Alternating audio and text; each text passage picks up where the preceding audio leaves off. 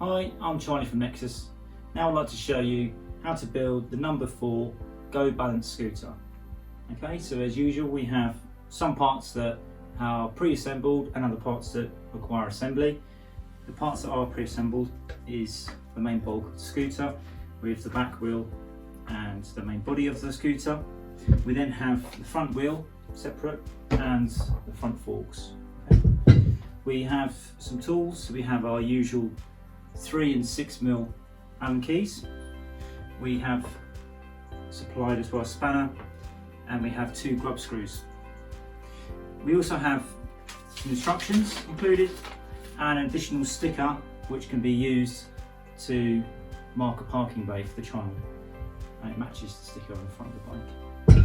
To make this process easier, I'd advise that you have a power drill with a Allen key 3mm bit that goes into the end of the drill, and a rubber mallet as well, a small rubber mallet. This will help you too. Okay, so let's get into building the scooter.